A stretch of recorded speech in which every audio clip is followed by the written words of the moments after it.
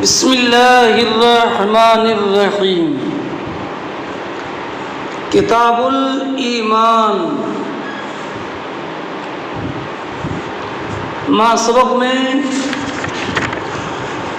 باب کیف کان بدء الوحی الی رسول اللہ صلی اللہ علیہ وسلم، یہ بیان فرمایا۔ تو کیف کان بدء الوحی الی رسول اللہ صلی اللہ علیہ وسلم اس جامع صحیح کے مقدمے کے درجے میں ہے۔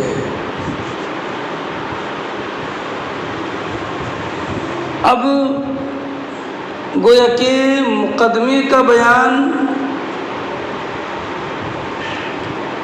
ابتدائے وحی کی کیفیت اور حامل وحی کے اوصاف جلیلہ اور جمیلہ کے ذکر کے بعد اب جامع صحیح کو شروع فرماتے ہیں کتاب الایمان سے۔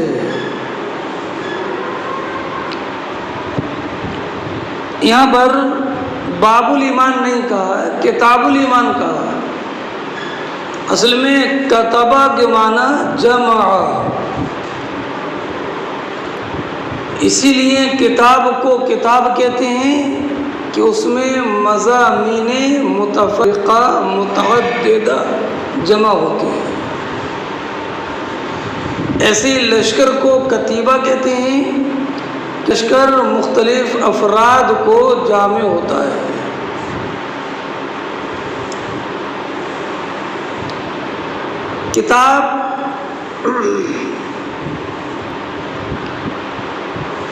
کتاب مصنفین وہاں بولتے ہیں کہ جس کے تحت مختلف فصول اور مختلف ابواب ہوں، ابواب متفرقہ کو جامع ہو۔ تو اس کے تحت یعنی کتاب الایمان کے تحت مختلف ابواب ذکر کریں گے، جیسے کہ آپ خود بچشم سر ملاحظہ کریں گے کہ امام بخاری رضی اللہ تعالیٰ عنہ نے ایمان سے متعلق مختلف ابواب کو جمع کیا ہے، اور مختلف ابواب کو جو جمع کیا ہے اسی کا نام رکھا ہے کتاب الایمان۔ ایمان باب افعال کا مصدر ہے، اس کا مادہ ہے حمزہ میم اور نون۔ ایمان کا معنی آتا ہے کسی کو مامون کر دینا۔ تو آپ نے شرح عقائد میں پڑھا ہے کہ مومن ایمان لانے والا، مومن بھی جس پر ایمان لاتا ہے، جس نبی کی پر ایمان لاتا ہے، اس نبی کو تکذیب سے معمون کر دیتا ہے۔ یعنی اس کے پاس دعوت اسلام پہنچی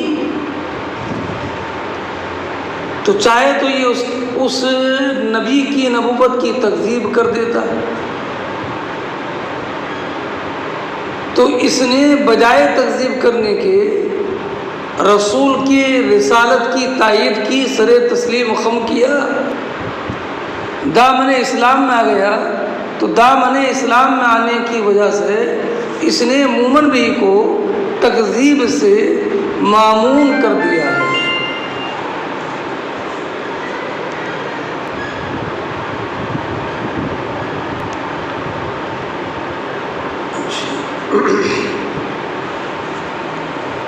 اب تو یہ تو ہوا ایمان کا لغوی معنی۔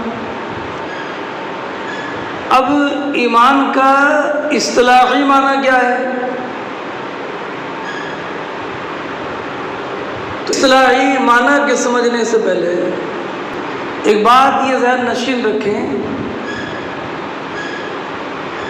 کہ ایک ہے ایمان منجی من دخول النار، منجی، انجا سے منجی، وہ ایمان جو کہ جہنم میں داخل ہونے سے نجات دہندہ ہے، جہنم میں داخل ہونے سے.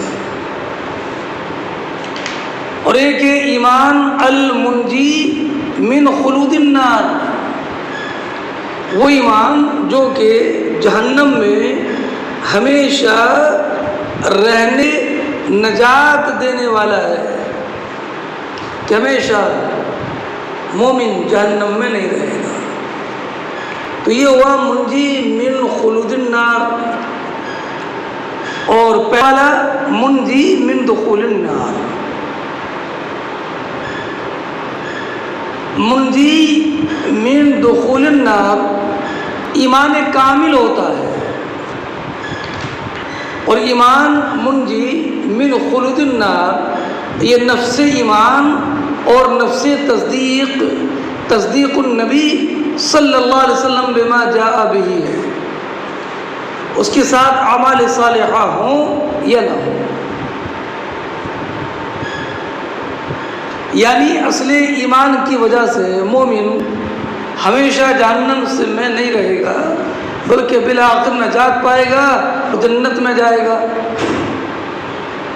قرآن کریم میں ہے فَمَنْ يَعْمَلْ مِثْقَالَ ذَرَّةٍ خَيْرًا يَرَهُ، اور ایمان بھی خیر ہے تو اللہ محالہ اس کی بھی جزا ملے گی، اور جزا یہ کہ اس کو جہنم سے نکال دیا جائے گا.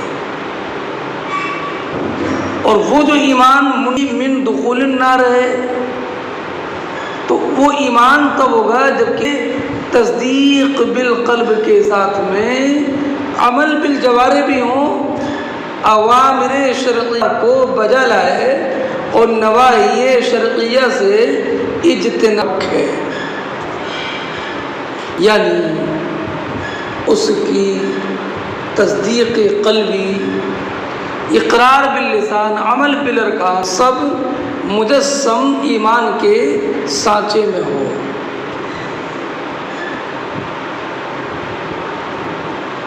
تو اگر ایسا مومن کامل ہے کہ اس کا ہر عمل شریعت اسلامیہ کے مطابق ہے، عقیدے میں اس کے کوئی کھوٹ نہیں ہے، تو ایسا مومن اللہ کے فضل سے جہنم میں جانے سے محفوظ رہے گا.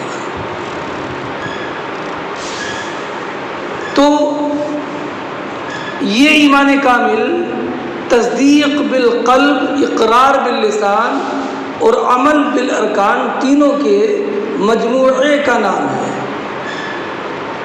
یعنی ایمان کامل کا جز ہے اعمال صالحہ.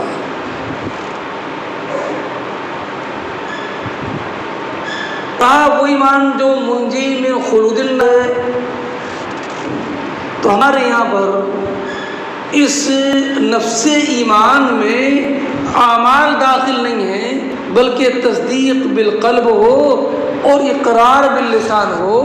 اور اقرار باللسان یہ ایمان کا ایسا رکن ہے جو قابل سقوط ہے.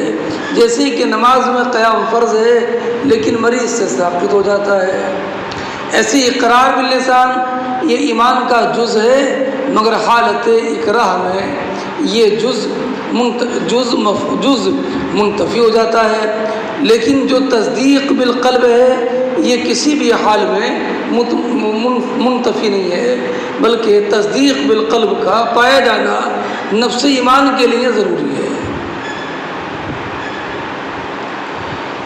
حضرت امام اعظم رضی اللہ تعالیٰ عنہ کے نزدیک نفس ایمان تصدیق بالقلب، اقرار باللسان کا نام تو ہے، لیکن اقرار باللسان میں دو قول ہیں. ایک قول تو یہ ہے کہ اقرار باللسان ایمان کا رکن ہے لیکن قابل سقوط ہے، اور دوسرا قول یہ ہے کہ اقرار باللسان یہ تصدیق کا رکن نہیں ہے، لیکن دنیا میں اسلام کے احکام جاری کرنے کی شرط ہے اقرار باللسان.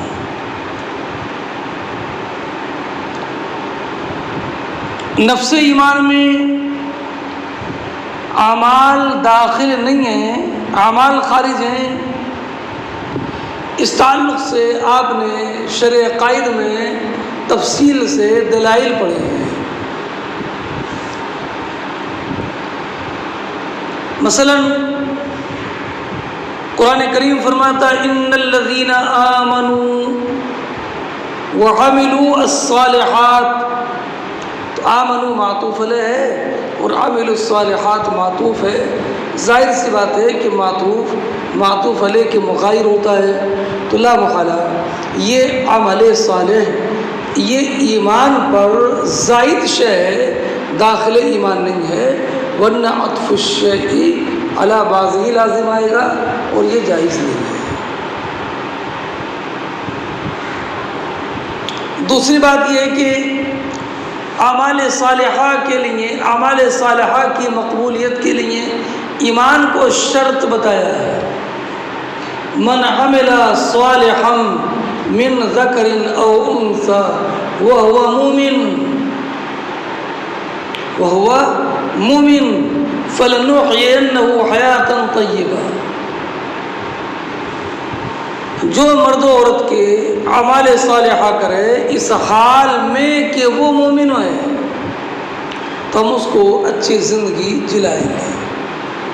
تو وہ ہوا مومن یہ حال ہے، اور شرط کے معنی میں ہے یعنی اچھی زندگی جلانے کے لیے اور اس انسان کے جینے کے لیے اعمال صالحہ چاہیے، لیکن شرط یہ ہے کہ اعمال صالحہ حالت ایمان میں ہو۔ اگر حالت ایمان میں اعمال صالحہ ہے تو ہم ان کو اچھی زندگی جلائیں گے اور ان کو آخرت میں اچھا صلہ عطا فرمائیں گے۔ تو اعمال صالحہ پر مرتب ہونے والے اثر کے لیے شرط قرار دیا ایمان ہونا، تو لا محالہ ایمان شرط ہے اور اعمال صالحہ مشروط ہے، اور قاعدہ ہے کہ شرط مشروط سے خارج ہوتی ہے۔ تو اس سے معلوم ہوا کہ ایمان یہ اعمال صالحہ الگ ہیں، ایمان الگ ہیں، ایمان کا جزء اعمال صالحہ نہیں ہے۔ تیسری دلیل یہ ہے کہ قرآن نے اعمال صالحہ کے انتفاع کی حالت میں بھی لفظ مومن کا اطلاق فرمایا ہے۔ مثلا سب جانتے ہیں کہ قتال گناہ کبیرہ ہے، گناہ کبیرہ ہے، تو قرآن گناہ کبیرہ کے بارے میں، گناہ کبیرہ کے ارتکاب کرنے والے قتل کرنے والوں کو قرآن نے مومن کہا ہے۔ وَإِن طَائِفَتَانِ مِنَ الْمُؤْمِنِينَ اقْتَتَلُوا فَأَصْلِحُوا بَيْنَهُمَا، اگر مومنین کی دو جماعتیں لڑ بھڑ جائیں تو ان کے درمیان صلح کراؤ۔ وَإِن طَائِفَتَانِ مِنَ الْمُؤْمِنِينَ، مومنوں کی دو جماعتیں لڑ پڑیں تو لڑنے والوں کو قرآن نے مومن کہا، اور لڑنا یہ گناہ کبیرہ ہے۔ تو اس سے معلوم نہ حق لڑنا، تو اس سے معلوم ہوا کہ گناہ کبیرہ کا ارتکاب کرنے والا اللہ رب العزت کے بارگاہ میں مومن ہے، تبھی تو فرمایا وَإِن طَائِفَتَانِ مِنَ الْمُؤْمِنِينَ۔ تو اس سے معلوم ہوا کہ اگر اعمال صالحہ داخل ایمان ہوتے تو اعمال صالحہ سے روگردانی کرنے والے اور دار کرنے والوں کے لیے اللہ رب العزت لفظ مومن کا اطلاق ان پر نہ فرماتا۔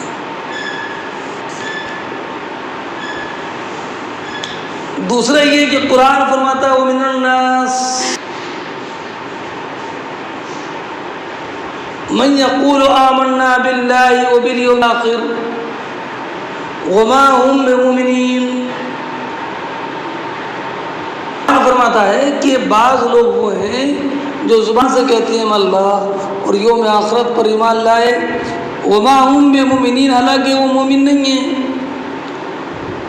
تو کیوں مومن نہیں ہے؟ تصدیق قلبی نہیں ہے۔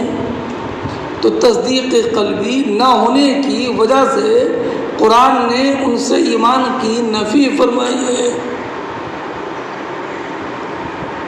قرآن نے ان سے ایمان کی نفی فرمائی، حالانکہ ان کے ہاں اقرار باللسان تو تھا آمنا باللہ وبالیوم الآخر، تو اس سے معلوم ہوا کہ خالی اقرار باللسان یہ عمل نہیں، یہ ایمان نہیں ہے جب تک کہ تصدیق نہ ہو، اور جب تصدیق قلبی پائی جائے تو اعمال کو قرآن نے اعمال کی قبولیت کے لیے ایمان کو شرط بنایا ہے، اور یا ایمان پر عطف کیا ہے اعمال صالحہ کا، تو اس سے یہ معلوم ہوا کہ یہ اقرار باللسان ایمان میں داخل ہے، عمل بالارکان اعمال صالحہ کرنا یہ ایمان کا جز نہیں ہے۔ اب رہا یہ شائبہ کہ پھر قرآن، ہاں تو جن آیات کریمہ میں ایمان کی زیادتی بیان کی گئی ہے، در حقیقت ان میں ایمان کی زیادتی مراد نہیں ہے بلکہ مومن بھی کی زیادتی مراد ہے۔ پڑھا آپ نے شرح عقائد میں کہ جتنے احکام نازل ہوتے تھے ان تمام احکام پر ایمان لایا جاتا تھا،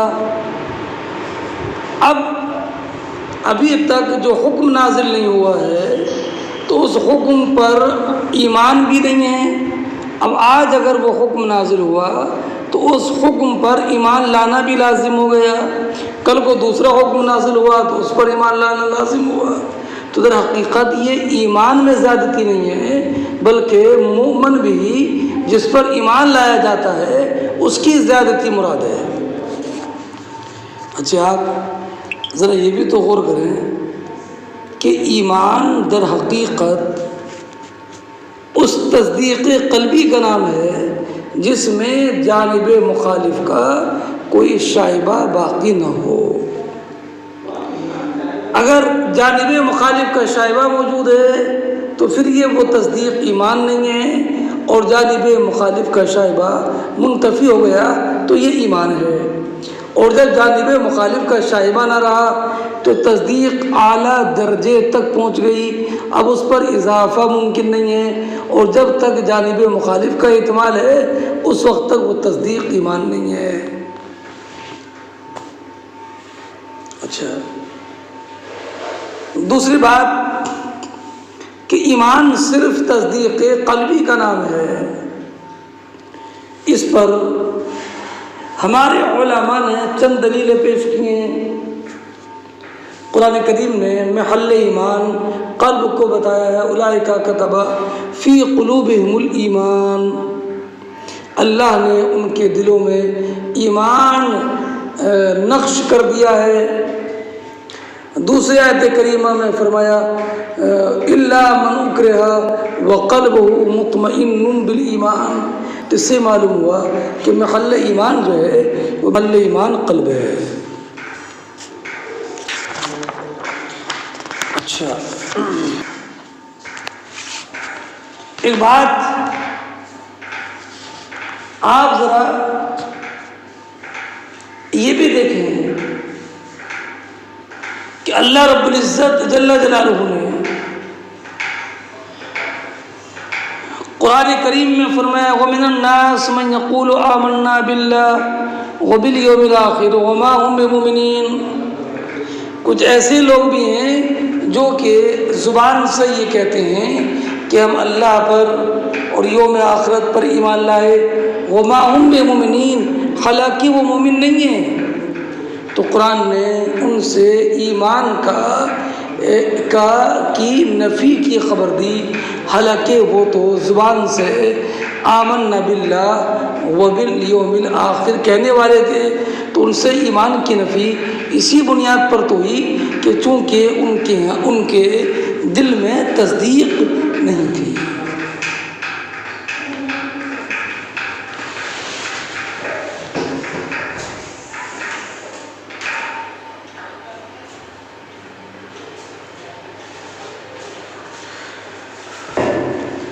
امام بخاری رضی اللہ تعالیٰ عنہ کا مذہب چونکہ یہ ہے کہ ایمان تصدیق بالقلب، اقرار باللسان، عمل بالارکان کا نام ہے، اور ایمان قابل زیادت و نقصان ہے، امام بخاری رضی اللہ تعالیٰ عنہ نے اس مقام پر قرآن کریم کی 8 آیت کریمہ کے حصے نقل فرمائے ہیں، جن 8 آیت کریمہ سے یہ معلوم ہوتا ہے کہ ایمان قابل زیادت ہے۔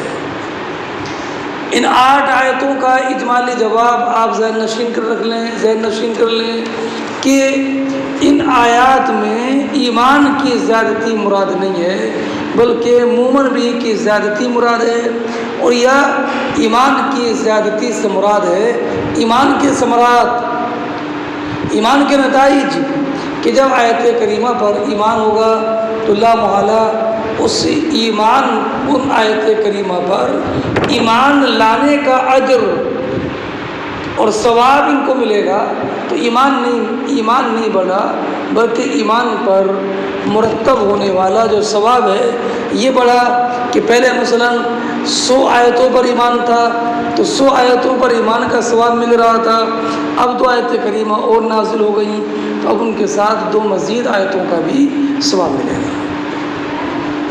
تیسرا آپ نے جواب پڑھا شرح عقائد میں، وہ یہ پڑھا ہے کہ اس سے مراد ہے اثبات علی الایمان، ایمان پر جماؤ، ایمان پر استمرار، ایمان پر دوام، کہ جب آیت کریمہ نازل ہوتی ہیں تو ان آیت کریمہ کے نزول کی وجہ سے ان کا ایمان مزید مضبوط اور مستحکم ہو جاتا ہے۔ یہاں پر مراد ہے ایمان پر ثبات اور ایمان پر استمرار۔ بہرحال ان آپ چند ضروری باتوں کو ذہن نشین رکھیے۔ اب میں امام بخاری رضی اللہ تعالیٰ عنہ نے جو 8 آیت کریمہ ذکر کی ہیں، میں ان 8 آیت کریمہ کے تعلق سے کچھ آپ سے عرض کروں۔ پہلے آپ باب دیکھیے، بسم اللہ الرحمن الرحیم، باب قول النبی صلی اللہ علیہ وسلم۔ یہ باب اس بارے میں کہ نبی کریم علیہ الصلاۃ والسلام کا ارشاد ہے، بنی الاسلام علی 5، اسلام کی بنیاد 5 چیزوں پر ہے۔ یہ حدیث کی تشریح بھی آتی ہے، وہ ہوا قول و فعل و یزید و ینقص، اور ایمان قول یعنی اقرار باللسان، فعل عمل بالارکان کا مجموعہ ہے، وہ یزید و ینقص، اور ایمان گھٹتا اور بڑھتا ہے۔ بلکہ کرامیہ کے نزدیک تو اقرار ایمان صرف معرفت اللہ کا نام ہے، اقرار باللسان کا نام ہے۔ اقرار باللسان ہو گیا تو ایمان پا لیا گیا۔ ہمارے یہاں پر اقرار باللسان یہ اسلام ایمان کے احکام کے دنیا میں جاری کرنے کی شرط ہے۔ جمہور محدثین کرام علیہم الرحمۃ والرضوان اور امام شافعی، امام اوزاعی، امام مالک، امام احمد بن حنبل، ان سب کا مذہب یہ ہے کہ ایمان تصدیق بالقلب، اقرار باللسان اور عمل بالارکان کے مجموعے کا نام ہے۔ امام شافعی نے فرمایا کہ اگر تصدیق نہ ہو، صرف اقرار باللسان ہو تو وہ منافق ہے، اور اگر اقرار باللسان ہو اور تصدیق بالقلب، اقرار باللسان نہ ہو اور تصدیق بالقلب ہو تو وہ کیا ہے؟ کافر ہے، اور اگر عمل بالارکان نہ ہو تو یہ فاسق ہے۔ بہرحال ایمان کے تعلق سے یہ مختلف اقوال ہیں، اور امام بخاری کے نزدیک ایمان قابل زیادت و نقصان ہے، تو انہوں نے 8 آیت کریمہ کو نقل فرمایا ہے۔ پہلی آیت کریمہ ہے لیزدادوا ایمانا مع ایمانہم، یہ آیت سورہ فتح کی ہے۔ لیزدادوا ایمانا مع ایمانہم، تاکہ ان کا ایمان بھی ان کے ایمان کے ساتھ اور بڑھ جائے۔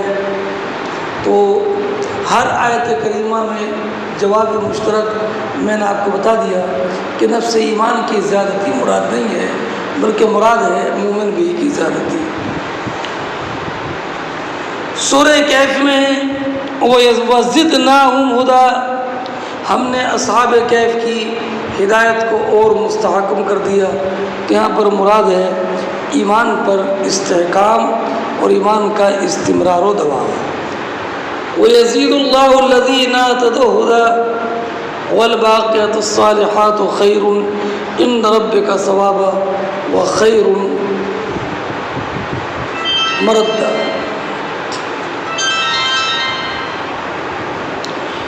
میں نے آپ کو پہلے بتا دیا تھا کہ اللہ رب العزت ہدایت یافتہ لوگوں کی ہدایت کو بڑھا دیتا ہے۔ تو بڑھانے سے مراد وہی ذہن نشین رکھیے گا کہ یا تو مومن بھی کی زیادتی مراد، یا ثواب کا اضافہ مراد ہے، اور یا اس پر ثبات و دوام اور استمرار مراد ہے۔ اگلی آیت کریمہ ہے وَالَّذِينَ اهْتَدَوْا زَادَهُمْ هُدًى وَآتَاهُمْ تَقْوَاهُمْ، یہ سورہ محمد کی آیت کریمہ ہے، اور جو لوگ ہدایت یافتہ ہیں اللہ نے ان کی ہدایت کو اور بڑھا دیا اور ان کو ان کی پرہیزگاری عطا فرمائی۔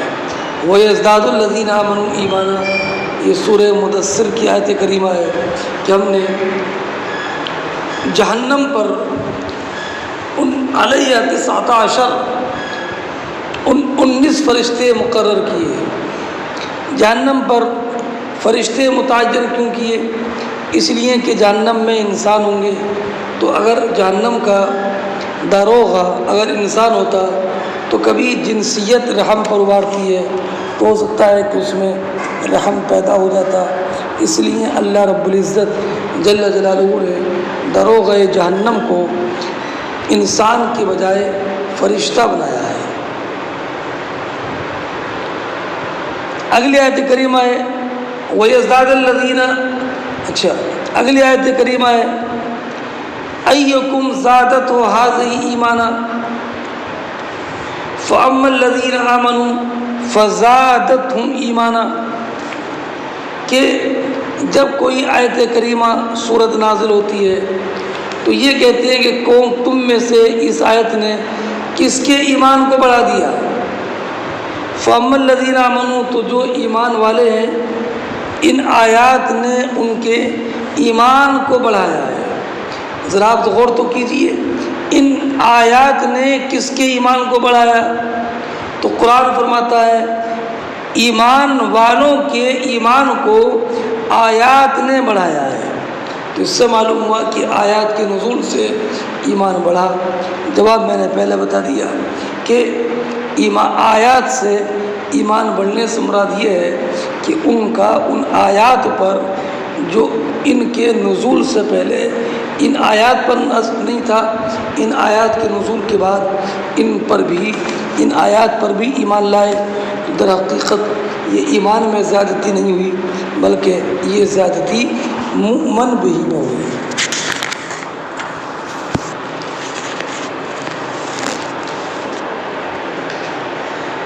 اگلی آیت کریمہ ہے فَخْشَوْهُمْ فَزَادَهُمْ إِيمَانًا۔ ابو نعیم اشجعی نے کہا تھا، یہ پورا واقعہ ہے جب غزوہ احد سے واپس ہوئے مشرکین، تو ابو سفیان نے کہا تھا کہ آئندہ سال مقام بدر میں پھر ہمارا تمہارا مقابلہ ہوگا۔ اب جب آئندہ سال آیا اہل مکہ کی ہمت ٹوٹ گئی، لیکن چونکہ یہ خود چیلنج کر کے آئے تھے تو انہوں نے ابو نعیم اشجعی کو بھیجا اور یہ کہا کہ تمہیں انعام میں اونٹ دیے جائیں گے، تم مدینہ منورہ جا کر یہ تشہیر کر دو کہ اہل مکہ نے جنگ کی بہت زبردست تیاری کر رکھی ہے، تاکہ اہل مدینہ خود پیشکش کر دیں اور اس جو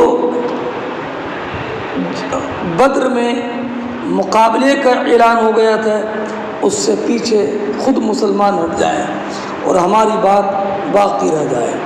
اب ابو نعیم اشجعی یہ پہنچے مدینہ طیبہ اور کہا ان الناس قد جمعوا لکم فاخشوہم، کہ بے شک لوگوں نے بہت ساروں کو جمع کر لیا ہے، فاخشوہم، تو ان سے ڈرو۔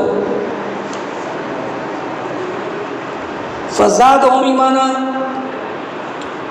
تو ان کے ابو نعیم اشجعی کے یہ کہنے کی وجہ سے کہ لوگوں تمہارے مقابلے کے لیے تیاری بڑی زبردست ہے، یہ سن کر بجائے مسلمانوں کی ہمت ہارنے کے اللہ نے ان کے ایمان کو اور مضبوط کر دیا۔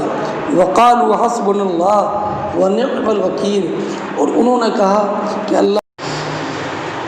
8ویں آیت کریمہ ہے وما زادہم الا ایمانا و تسلیما، دشمنوں کی کثرت نے، ناسازگار ماحول نے ان کی ایمان اور ان کی سرخمی کو، انقیاد کو اور بڑھا دیا۔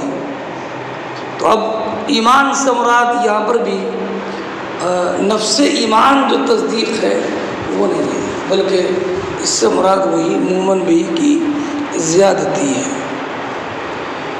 ایک بات اور ذہن نشین رکھے آخر میں کہ نبی کریم علیہ السلام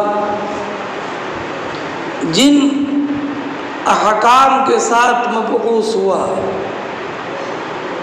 اور ان احکام کا دین سے ہونا ہر عام اور خاص کو معلوم ہے، یعنی وہ عوام جو علماء سے قریب رہتے ہیں، اور تو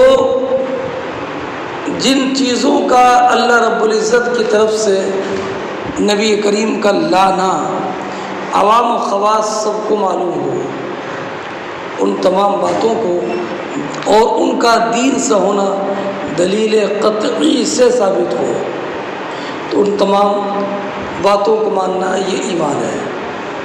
اور اگر نبی کریم علیہ السلام جن چیزوں کو لے کر آئے ان میں کوئی ایسی چیز ہے کہ جس کا دلیل قطعی سے ثبوت نہیں ہے، یا دلیل قطعی سے ثبوت تو ہے مگر اس کا دین سے ہونا سب کو معلوم نہیں ہے، تو یہ ضروریات دین سے نہیں ہے۔ ضروریات دین کا منکر کافر ہوتا ہے، اور اگر ثبوت اس کا دلیل قطعی سے نہ ہو اور یا ہر عوام و خواص کو اس کا دین سے ہونا معلوم نہ ہو، تو اس کا انکار کفر نہیں ہوتا ہے بلکہ گمراہی ہوتا ہے۔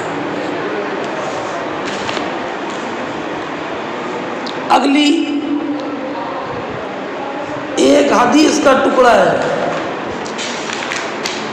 الحب فی اللہ والبغض فی اللہ من الایمان، اللہ کے لیے محبت کرنا اور اللہ کے لیے بغض و عداوت رکھنا یہ بھی ایمان کا حصہ ہے۔ یعنی اللہ کے لیے محبت اور اللہ کے لیے بغض ایمان کا حصہ ہے۔ کیا بتاتے ہیں امام بخاری اس سے کہ اس میں نبی کریم علیہ السلام نے اللہ کے لیے محبت کو اور اللہ کے لیے بغض و عداوت کو ایمان قرار دیا ہے، اور بغض اور محبت گھٹتی بڑھتی ہے۔ اس سے یہ معلوم ہوا کہ ایمان گھٹتا بڑھتا ہے۔ جواب اس کا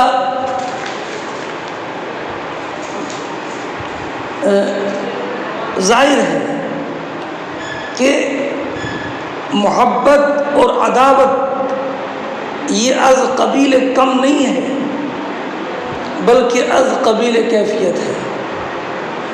تو اب اس سے یہ ثابت ہوگا کہ ایمان باعتبار کیفیت گھٹتا بڑھتا ہے، اور ہم بھی یہ مانتے ہیں کہ ایمان باعتبار کمیت نہیں گھٹتا بڑھتا بلکہ باعتبار کیفیت گھٹتا بڑھتا ہے۔ جیسے کہ یہ کہا گیا کہ اگر سارے مسلمانوں کا ایمان ایک طرف اور ابو بکر صدیق کا ایمان ایک طرف، ابو بکر صدیق کا ایمان راجح ہوگا ساری امت کے ایمان پر، تو یہ اضافہ بطریق کمیت نہیں ہے بلکہ بطریق کیفیت ہے۔ والحب فی اللہ والبغض فی اللہ من الایمان، فی اللہ میں جو فا ہے یہ ظرفیت کے لیے نہیں ہے بلکہ یہ فی برائے سببیت ہے، معنی ہے اللہ کی وجہ سے، اللہ کے سبب محبت کرنا اور اللہ کے سبب بغض رکھنا، یہ ایمان کا حصہ ہے۔ یعنی اگر کسی سے محبت کی جائے تو یہ اپنے کسی ذاتی مفاد کے لیے نہیں بلکہ اس لیے کہ اس سے محبت کرنا یہ اسلام کا تقاضا ہے اور حکم خداوندی ہے۔ جیسے کسی نمازی، پرہیزگار، تقوی شعار، منصف مزاج، شریعت حکامیہ پر عمل کرنے والا نیک سیرت انسان ہو تو اس سے محبت کی جائے اور اس محبت کا اور کوئی سبب نہ ہو، صرف یہی سبب ہو کہ یہ دیندار ہے، تو اس سے ایسی محبت کرنا یہ ایمان کا حصہ ہے۔ ایسی والبغض فی اللہ، اللہ کے لیے بغض کرنا، یعنی کوئی فاسق ہے، فاجر ہے، بددین ہے، بیدہ ہے، بد مذہب ہے، دین کا باغی ہے، شریعت اسلامیہ کا مخالف ہے، تو اب اس سے بغض رکھنا اس وجہ سے کہ وہ دین کا مخالف ہے، یہ ایمان کا حصہ ہے۔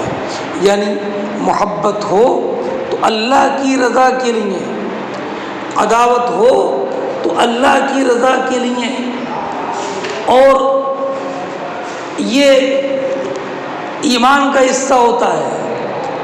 اب الحب فی اللہ والبغض فی اللہ من الایمان، اس کے ساتھ امام بخاری نے یہاں پر نقل فرمایا ہے، اور دوسری روایتوں میں اس کے الفاظ ہیں افضل الاعمال الحب فی اللہ والبغض فی اللہ، اعمال میں سب سے افضل عمل اللہ کے لیے محبت کرنا ہے، اللہ کے لیے بغض رکھنا ہے۔ اور ایک روایت میں یہ ہے، حضرت ابو امامہ سے روایت ہے کہ نبی کریم علیہ الصلوۃ نے ارشاد فرمایا، من احب للہ وابغض للہ وعاطى للہ ومنع للہ فقد استکمل الایمان، جس نے اللہ کے لیے محبت کی، اللہ کے لیے کسی سے نفرت کی، اللہ کے لیے دیا، اللہ کے لیے روکا، تو اس کا ایمان کامل ہو گیا۔ اب اس حدیث سے معلوم ہوتا ہے کہ کسی کو کچھ دیا جائے تو اللہ کی رضا کے لیے، یہ سمجھ کر کہ یہ کہ غریب ہے، مسکین ہے، محتاج ہے، کوئی ذاتی منفعت اس سے متعلق نہ ہو، یہ اگر کسی کو کچھ دینے سے منع کیا جائے تو اپنی ذاتی عداوت اور ذاتی نفرت کی وجہ سے نہیں بلکہ اس وجہ سے کہ یہ شریعت اور اسلام کے اعتبار سے اس کو دینا جائز نہیں ہے۔ شریعت اسلامیہ نے ایسے انسان کو دینے کی اجازت عطا نہیں کی ہے۔ فقد استکمل الایمان، تو اس نے ایمان کامل کیا۔ اس سے بھی امام بخاری علی رحمت و رضوان یہ استدلال کریں گے کہ اللہ کے لیے محبت، اللہ کے لیے عداوت، اللہ کے لیے دینا، اللہ کے لیے روکنا، نہ دینا، یہ سب ایمان کا حصہ ہے، اور یہ محبت، عداوت، اعطاء اور منع یہ گھٹتے بڑھتے رہتے ہیں۔ تو اس سے معلوم ہوا کہ ایمان قابل زیادت و نقصان ہے، تو اس کا جواب خود حدیث کے آخری جملے میں ہے، فقد استکمل الایمان، تو اس نے اپنا ایمان مکمل کر لیا۔ تو اس سے یہ معلوم ہوا کہ یہ الحب فی اللہ والبغض فی اللہ، اور اعطاء للہ اور اعطاء فی اللہ اور منع فی اللہ، یہ نفس ایمان کے جز نہیں ہے۔ فقد استکمل الایمان، اس نے ایمان کامل کر لیا، تو اس سے معلوم ہوا کہ یہ ایمان کامل کا جز ہے، نفس ایمان کا جز نہیں ہے۔ اچھا، اس کے بعد اگلی روایت میں حضرت عمر ابن عبدالعزیز کا انہوں نے ذکر کیا ہے، عدی ابن عدی کا ذکر کیا ہے۔ تو میں حضرت عمر ابن عبدالعزیز عدی ابن عدی کے حالات پر آج کچھ روشنی ڈال دیتا ہوں، اور اس کے بعد میں آپ کو آگے پڑھاتا ہوں۔ حضرت عمر بن عبدالعزیز بن مروان بن حکم بن عاص بن امیہ جلیل القدر تابعی ہیں، نہایت متورع اور عادل ہیں۔ ان کی والدہ حضرت فاروق اعظم کی پوتی لیلہ ام عاصم ہے۔ سن 61 ہجری میں ان کی پیدائش ہے۔ عجیب اتفاق ہے، جس سال امام حسین شہید ہوئے اسی سال حضرت عمر ابن عبدالعزیز کی پیدائش ہے۔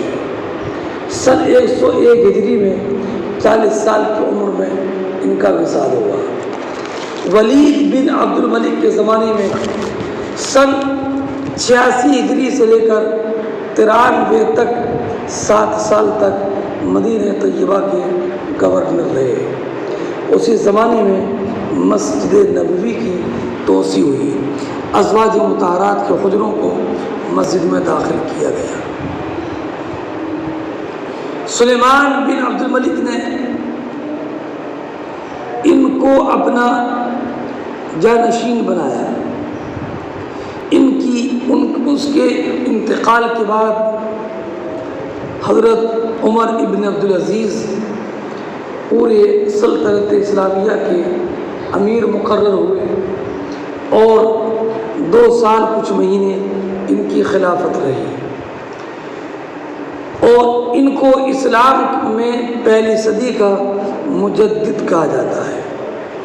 ان کے پاس نبی کریم علیہ السلام کے کچھ موئے مبارک اور ناخون تھے، تو آپ نے وصیت کی تھی کہ انہیں میرے کفن میں رکھ دیا جائے۔ تو ان کی وصیت کے مطابق نبی کریم کے موئے مبارک اور ناخون کو ان کے کفن میں رکھا گیا۔ حضرت انس بن مالک نے جب یہ مدینہ کے حاکم تھے تو ان کے پیچھے نماز پڑھی، تو فرمایا کہ میں نے اس سے زیادہ نبی کریم علیہ السلام کے مشابہ نماز پڑھنے والا کسی کو نہیں دیکھا۔ امام احمد بن حنبل نے بیان فرمایا کہ یہ پہلی صدی کے مجدد ہے۔